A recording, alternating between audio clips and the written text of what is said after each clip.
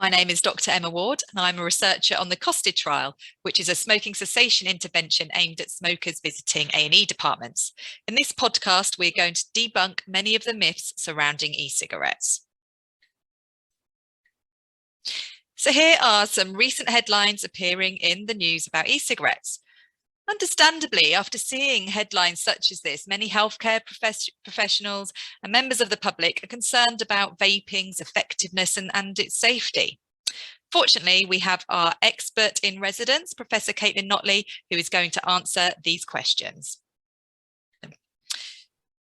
So Caitlin Notley is a professor of addiction sciences at the University of East Anglia and is one of the principal investigators on the COSTED trial. So welcome, Caitlin. So are cigarettes as bad or worse than smoking? Well, no, that's not what the evidence suggests. So we know very clearly from evidence reviewed by Public Health England on an annual basis that e-cigarettes are estimated to be approximately 95% less harmful to health than smoking tobacco. And this is because most of the harm that comes from cigarettes is from the combusted tobacco smoke that people inhale. So it's the process of combustion that generates the chemicals that are directly linked to adverse health outcomes, such as the development of cancer in later life. E-cigarettes don't involve any combustion, so we don't get those chemicals that are generated through the process of combustion. We also know that e-cigarettes are really effective for helping people to stop smoking. So compared to nicotine replacement therapy, for example, we now know that people tend to choose e-cigarettes as a way of helping them stop smoking, and e-cigarettes seem to be about twice as effective as nicotine replacement therapy for supporting people to quit and switch away from harmful tobacco smoking. Thank you. People often say, though, that e-cigarettes are more addictive than smoking. Is this true? Well, that doesn't seem to be the case. That's not what the evidence is telling us. I think people perhaps worry because when they switch to e-cigarettes, they might tend to vape little and often. They find that they're vaping quite frequently, perhaps compared to their previous patterns of tobacco smoking. Actually, what we know from the research evidence is that people naturally titrate their nicotine levels. So they use the vape in a way that helps prevent nicotine cravings. And obviously, because they're not inhaling combustible smoke when they're vaping, they're not getting the direct harm to health. So people shouldn't worry too much about vaping little and often. In fact, we would actually encourage people to do that so that they're able to successfully switch away from harmful tobacco. So if e-cigarettes are less harmful than smoking, what's behind all these headlines about dangerous lung issues such as popcorn lung and EVALI?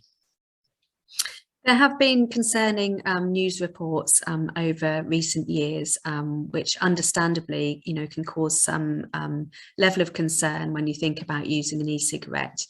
The popcorn lung incident, we now know, was very clearly linked to a particular flavouring used within e-liquids, and that flavouring is banned in the UK. So if you are purchasing regulated e-liquids in the UK, that won't be an issue that you come up against. And the EVALI incident, although it was very widely reported that this was directly linked to e-cigarettes or vaping, was actually connected to adulterated e-liquids used within particular devices.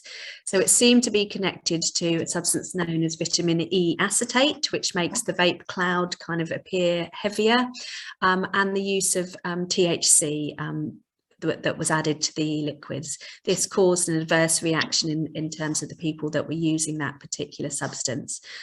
These are two substances that are banned in the UK. So if you're using a regulated consumer product in the UK, this shouldn't be a concern to you at all. And it's not actually anything to do with regular use of an e-cigarette. Great. I mean, that's really reassuring to know that those ingredients are banned here, especially as I think there's a bit of an impression that the e-cigarette industry is a wild west and no sort of regulation surrounds it. I mean, what are the regulations? So e-cigarettes are actually very heavily regulated in the UK. They are regulated as consumer products, and actually the policy in the UK is very supportive of e-cigarettes as a way of helping people to stop smoking. So our regulations really are around the content and the composition of the e-liquids that are available for purchase. There's regular reviews of the chemicals that might be used in terms of the flavourings in e-liquids, and we have a reporting scheme so that if anyone experiences any adverse effects, they can quickly report them, and we can make sure we investigate any particular issues. But the regulations otherwise of e-cigarettes as consumer products mean that they are available to people as a way of supporting them to quit smoking, and they're a harm reduction option. So although people are continuing to use nicotine, they can use a regulated product that helps them switch away from tobacco. Right. So it does seem that e-cigarettes are really helpful for smokers who are looking for something to help them quit smoking. But what about young people taking up vaping? You know, we hear these stories about youth epidemics. Is that what's really going on? Well, I think the use of the term epidemic can be quite worrying. Obviously, we're always concerned about the behaviour of young people, and clearly none of us would want young people to start using a product if they'd never smoked tobacco before. Obviously, it's best not to inhale anything at all into your lungs if you can possibly avoid it. But actually, the evidence doesn't bear out any concern about a sort of huge number of young people using e-cigarettes. In the UK, evidence from Action on Smoking and Health suggests that around 95% of 11 to 17-year-olds have actually never used an e-cigarette or never even heard of one. So for the small amount of young people that are choosing to use an e-cigarette, we think that probably they are former tobacco users and may be using them as a way of switching away from tobacco. Great. Brilliant. Thank you so much for answering those questions, Professor Notley. Thank you.